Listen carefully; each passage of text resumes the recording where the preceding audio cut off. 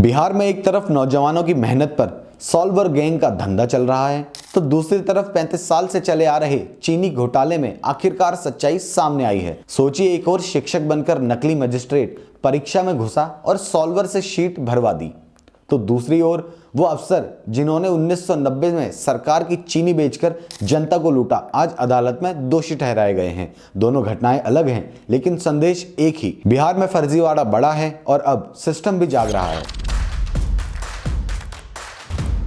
नमस्कार, ये हमरा बिहार और मैं हूं संदीप बिस्ट। आज हम आपको दो बड़ी खबरों के जरिए दिखाएंगे कि राज्य में कैसे अपराध और भ्रष्टाचार की जड़ें एक ही मिट्टी से निकलती हैं। एक भ्रष्टाचार जो आज भी जीवित है और एक जो अब जाकर कटघरे में पहुंचा है।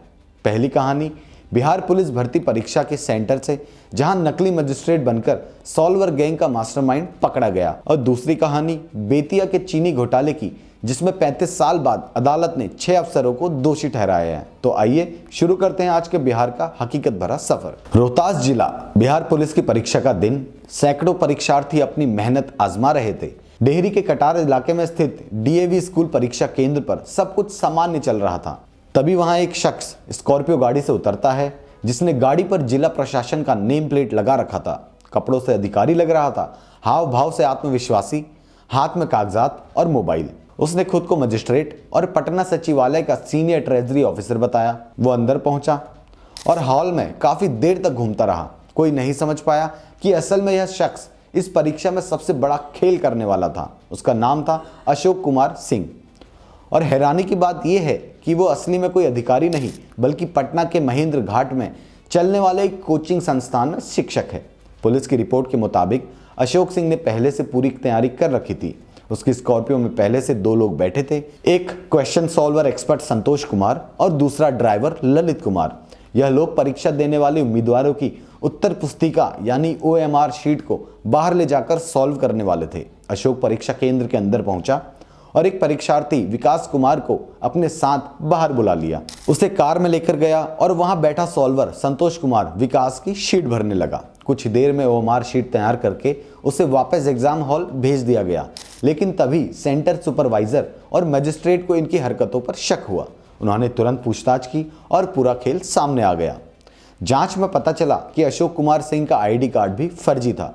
वो खुद को सरकारी अधिकारी बताकर कई बार परीक्षा केंद्रों तक पहुंच चुका था। ASP अतुलेश झा ने बताया कि उस गाड़ी पर रोहतास जिला प्रशासन का नकली नेम प्लेट लगा था और ये लोग एक दिन पहले ही सेंटर की रेकी कर चुके थे। लेकिन इस बार पुलिस की मुस्तैदी से पूरा खेल पकड़ा गया और गिरोह के चारों सदस्य यानी अशोक, विकास, संतोष और ललित गिरफ्तार कर लिए गए। ये कहानी बताती है कि बिहार में फर्जीवाड़े का अड्डा कितना मजबूत हो चुका है। परीक्षाओं को पास करने के लिए अब पढ़ाई नहीं, बल्कि पैसे और जालसाजी का इस्तेमाल हो रहा है। लेकिन यह भी सच है कि अब प्रशासन पहले से कहीं ज्यादा सतर्क नजर आ रहा है। अब आते हैं बिहार की दूसरी बड़ी खबर पर। बेतिया के लौरिया शुगर कॉर्पोरेशन घोटाले पर, जो पिछले 35 साल से अदालत में चल रहा था। ये मामला है सन 1990 का, जब Bihar state sugar corporation limited से 997 बोरी चीनी का गबन किया गया था। फर्जी क्रेता बनाए गए, कागजों में बिक्री दिखाई गई, लेकिन असल में चीनी कहीं और ही भेज दी गई। सरकारी खजाने को लाखों का चूना लगाया गया और मामला वर्षों तक दबा रहा। निगरानी अन्वेषण ब्यूरो ने साल 2000 में FIR दर्ज की थी और अब जाकर मुजफ्फरपुर की विशेष निगरानी अदालत ने 6 आरोपियों को दोषी करार दिया है। इसमें शामिल है लखीसराय, पूर्वी चंपारण, बेतिया, मधुबनी, गोपालगंज और भोजपुर जिले के अधिकारी, जिनके नाम हैं उमेश प्रसाद सिंह, सुशील कुमार श्रीवास्तव, लाल बाबू प्रसाद, धीरेन्द्र झा, अजय कुमार श्रीवास्तव और नंद कुमार सिंह। इन पर आरोप था कि इन्होंने गोपाल ट्रेड कंपनी और लोकनाथ छोटी रमना जैसी फर्जी कंपनी बनाई और उन्हीं के नाम पर सरकारी चीनी बेचकर रुपए खा गए। जांच में साफ हुआ कि जिन फर्मों को चीनी बेची गई वो वास्तविक रूप से अस्तित्व में थी ही नहीं। DSO ने भौतिक सत्यापन करके इसकी पुष्टि भी कर दी थी।